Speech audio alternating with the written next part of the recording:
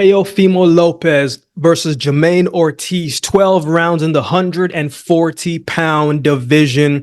Teofimo was defending his WBO and ring lightweight titles. This wasn't the fight that I was expecting next for Teofimo, but it's a fight that I think is going to be a good one, man. A fight that I actually like. Let's get into it. Let's start with the champ, Teofimo Lopez. 19 wins, 1 loss, 13 wins by way of knockout. Do I still got it? You remember that line when he fought Josh Taylor? The answer is yes, you absolutely still got it, which we'll get into shortly. We did not know if he had it against Sandor Martin, which is where that statement comes from, because he didn't look great. He didn't look like his old self. He looked a little rough, right? He didn't look too great, a little rough around the edges. Took him a while to get going, some close rounds, some moments that, you know, we just weren't accustomed to seeing that version of Teofimo Lopez, and you could credit it to a whole bunch of different things because of all the stuff that we were seeing that was happening in his outside life. Stress isn't a human being, man. It's hard to compartmentalize everything and put together your best performance each and every single night. You're human. It's just not going to happen. So I was wondering, and like many of you have been wondering, is all the outside noise, all the outside things, all of the stuff that was happening, especially in his personal life, was it starting to creep into his profession of boxing? It's hard to compartmentalize, man. And so we were starting to see, especially from the Sandor Martin fight, yeah, you know, he still had some great moments, still had some good things that he was doing, but it wasn't that, you know, Superman punch, confident type of Teofimo Lopez that we were accustomed to. And to be quite honest, I don't believe that he was very excited to fight Sandor Martin. And it actually worked out into Sandor Martin's favor because a lot of people thought that was a controversial fight and thought Sandor Martin was the one who was supposed to win that fight. Nonetheless, he didn't get the nod. Teofimo found a way to get the win. So you don't question Teofimo's skill set. We know how talented he is. Speed, he's got it. Power, he's got it. Athleticism, he's got it. A sturdy, strong chin, he's got it. Ring IQ, he's got it. Hard will, determination, he's got it. We know confidence plays a big factor in any given situation, especially in professional sports. And we know that he's got that.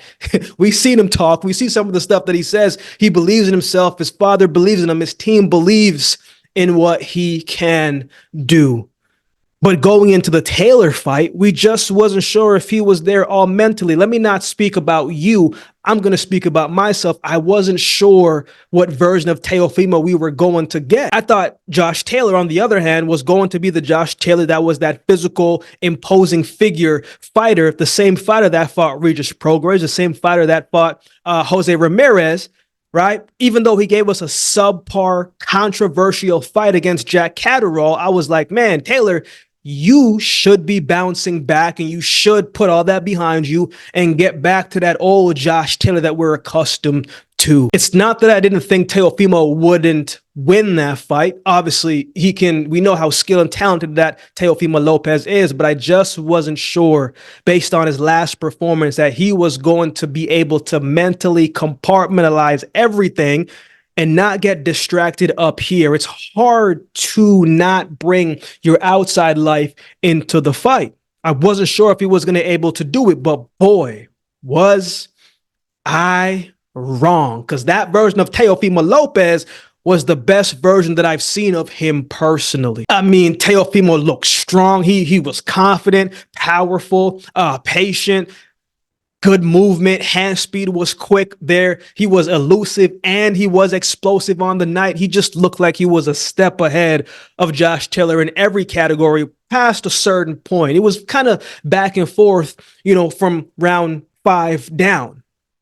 Taylor looked good early in the fight. He had some good moments. He was using his reach and he was being physical at times and he was doing some kind of questionable tactics, man. You know, some kind of dirty stuff, right? But you could see there was a separation throughout that fight that became noticeably big, in my opinion. Lopez started marching forward. I want to say, remember correctly, in the 6th or the 7th round. Started marching forward, started giving us different variations of combinations in attacks. And I thought Taylor was countering in spurts and landed shots of his own in spurts, but Lopez was more consistent. Taylor is fighting at his best when he's on the front foot. But Teofimo got to a point where he was the one pushing the pace, and Taylor was the one that was fighting on the back foot. And Teofimo was bringing that calculated, physical, aggressive pressure. And he was punching out of stances, punching in stances. It was just a beautifully put together transformation inside of the ring, right? Because not only did he look dialed in, right? It looked like he was having fun, man. Anytime he puts forth that Superman punch, you know he's feeling good. And when he put that Superman punch against Josh Taylor, Taylor didn't even react. It was so quick. So I thought it was a great fight for Teofimo. He looked extra sharp that night, proved that he is up there. When he's up for the fight, he's locked in, right? When he's up for the fight, he's tough to beat because he's got all of the athleticism and the makings of a champion. He was once a champion, 135. He had all of the belts. So we know he's got the skill, we know the talent is there, all of the things that makes Teofimo Lopez successful and great at what he does. It's still inside of him. And we saw it against Josh Taylor in the last fight. You know, when he's locked in, he's tough to beat. I mean, he almost dropped Josh Taylor a couple times in that fight and looked comfortably doing it. Right? Had Josh Taylor hurt a couple times and in pain. He wasn't able to get it done, but it got to a point in the latter half of the fight where Teofimo couldn't miss. Anything that he wanted to do, he was able to do it going into the latter part of that fight. So when Teofimo is excited for a fight, when he's locked into the fight, when he's having fun again, man, he's a tough opponent to beat because he does everything really, really well. When he fought George Kambosos, personally, 9 out of 10 times, I think he beats George Kambosos. We saw what happened, what version that we got when he was excited and up for the fight against Vasily Lomachenko. I don't think Teofimo was up and excited to fight Sandor Martin, nor did I think he was able to compartmentalize some of the personal stuff and not let that get into the fight. So the question for me is never Teofimo's athletic ability and what he can do inside of the ring. It's, is he up for the fight against Jamaine Ortiz? I guess we'll see on the night. Let's talk about his opponent, Ortiz. 17 wins, 1 loss, 1 draw, 8 wins by way of knockout. Ortiz is a solid fighter, man. I think personally, he can do a bunch of the similar things that Teofimo can do. While I don't think he's as sharp, nor as clean, nor as a big of a puncher as Teofimo is, he can still do some of those same things. I mean, he's athletic, he's strong, he's got good pop in his shots, he can box on the outside, he can bang on the inside, right? He's just a solid opponent to have oppose you inside of the ring. And it showed that type of skill set, that progression when he fought Jamel Herring, which is probably the biggest win of his career because he was the underdog that fight. And even a couple fights before, he was coming off a draw against Joseph Adorno that he did not look too great. And that was a fight that could have went either way. He started the fight strong against Jamel Herring, right? He had youth on his side as well, too, and that showed as well, too, in the fight. But he was able to close the gap on Herring early. He was pressing the pace, pushing the matter of the fight, caught him up on the rope, started letting his hands go. And he started the fight strong and he finished the fight strong. So his conditioning was very good in that fight. I thought he did a great job of putting together solid, consistent combinations, didn't overextend himself. He fought a physical fight against Herring, used his jab exceptionally that fight. He just didn't smother his work, didn't rush himself. He was very sharp and calculated on that night. And again, he had youth on his side. And when you are able to have certain things that you can help you in the fight, you got to take it to your advantage, man. And he outworked Herring because he felt like he just had more energy throughout the rounds, especially as things got in the latter rounds. The thing with Ortiz, too, is with that athletic ability is he's a switch hitter. So he can fight off for both stances and fights pretty good from both stances. It was a great performance against Herring and a performance that you said, man, like, hey, this young man is coming up. Like, you got to watch out for him because I thought he showed a little bit of everything in that fight and showed that he can compete with the top guys. He had Jamel Herring hurt a couple times in that fight.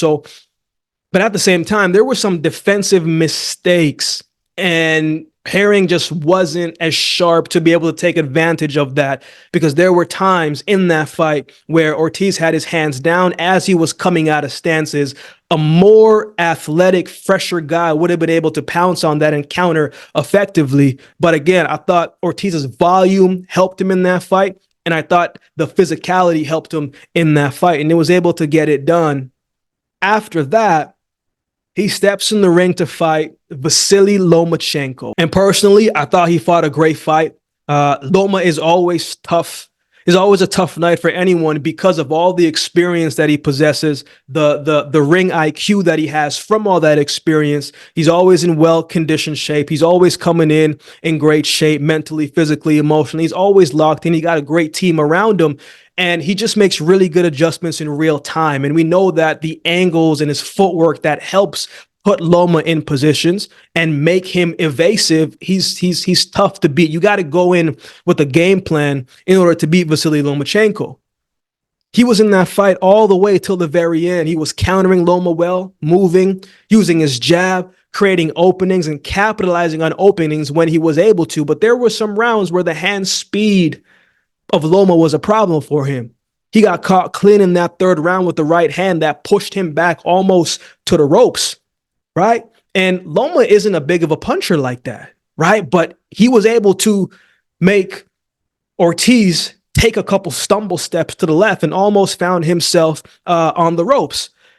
He was also getting caught from in close with some uppercuts as well too. And the last two rounds of that fight was when Loma really separated himself and sealed that victory. Loma turned up the volume, the pressure, and he just outworked Ortiz in that last two rounds. And that's probably where the experience of Loma really came together and really came to light. But Ortiz was in that fight all the way through the end. But I felt like he had some lapses in judgment and got caught watching Loma rather than using his feet to evade and to get out the way, to reset and keep that separation and make it tough for him to close the gap. We know Loma is usually a smaller fighter with shorter arms, and he has to close the gap. And I didn't think Ortiz was able to create that separation that he needed to slow up Loma a little bit. But even in a loss, I thought it was a good fight, a solid performance overall.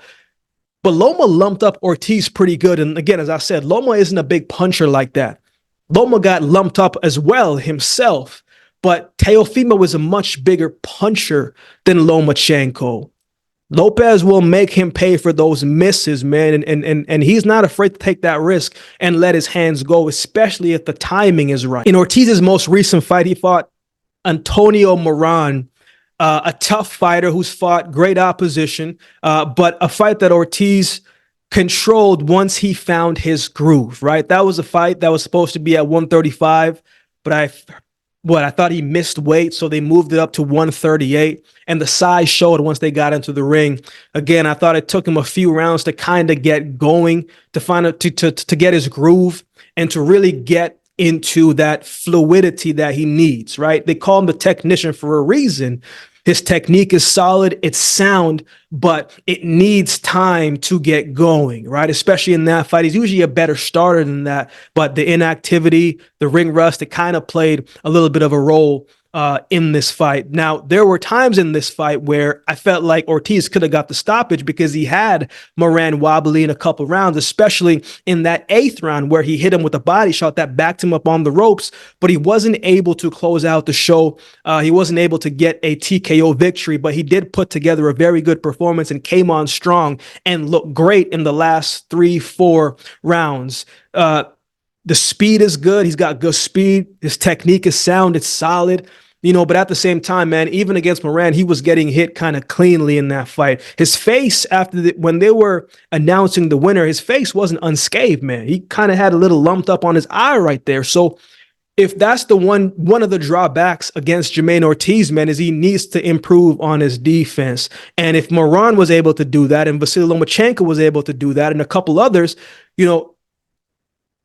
a locked-in, dialed-in Teofimo that fought Josh Taylor and hurt Josh Taylor and had Josh Taylor weary and wobbly, that version of Teofimo, man, might be able to even stop Jamaine Ortiz if it lands cleanly, lands efficiently, lands effectively, and with that force and that power. If he's not careful, he might find himself on the canvas. Obviously, he's never been stopped before, so we'll see what happens on the night. I think Lopez might be the most complete fighter that Ortiz has faced to date. Interesting matchup. I'm looking forward to seeing how it unfolds. So who wins? I've seen the back and forth online from both of these two. You know, you got to sell the fight, so they're always talking a little crazy to each other. Teofimo looks excited about it, though. He looks like he's coming to prove a point. He wants the big fights. I thought he wanted Matthias, but something happened with Matthias. Maybe Matthias got hurt, I believe it was, but they were looking to solidify that fight. But at the other side, Ortiz looks excited for the fight as well, too. And at 140 pounds, man, I think this is a good weight for him. It's also his first fight at 140 pounds, and he's fighting one of the champions and probably one of the most athletic champions in that division. But Ortiz does get hit often to me. Will the added weight make him a little bit easier to get hit, because it makes him a little bit slower carrying all that? Will he be able to adjust? How will he adjust to it? He's explosive and fast himself, but can he find his groove early and make it an uncomfortable fight for Teofimo? Man, Teofimo is strong. I expected Josh Taylor to be the more physical presence, but when the fight started, Teofimo was the one, to me, that looked like he was the one imposing his will. From a betting standpoint, I don't know what the odds are. I never really know these things until you guys tell me. But from a betting standpoint, it's probably the safe bet is to probably say this fight goes the distance. But I'm going to go against the grain and say Teofimo wins this fight by late stoppage. I think Teofimo Lopez can get the stoppage if he lets his hands go at the right time, especially if he takes that risk a little bit later in that fight from round 7 to 11. That's when I think if he can turn the pressure on, if he can let that skill set show, if he can really impose his will and frame in those rounds. Ortiz tends to have lapses from sometimes round 5 to round 8, where he lets his hands go a little bit more and he's not as defensively responsible. And I think those are the rounds that I think Teofimo, if he presses the pace, takes those risks and let his hands go a little bit more, man, I think he can walk away with a stoppage win. So for me, I like Teofimo Lopez to win this fight by late stoppage. Ortiz has never been stopped before. I must add that and say it again. But I think Teofimo can be the first one to do it. What are your thoughts on this fight? Who do you have winning this one? Let me know in the comment section below. If you'd like to support the channel, there's a couple ways you can do so. You can like, comment, share, and subscribe to the channel. If you'd like to support by way of donation, you can find options in the description below. Also, my Cash App handle will be on screen as well. Any amount goes towards the growth of this channel. It'll be greatly, greatly appreciated. Shout out to everybody that continues to like, comment, share, and subscribe to the channel, man. I appreciate each of you. Shout out to all the members holding down the membership section. I appreciate each of you as well. So with all that being said, if you've been watching the video this long, do me a favor and subscribe to the channel, and we'll definitely see you next time.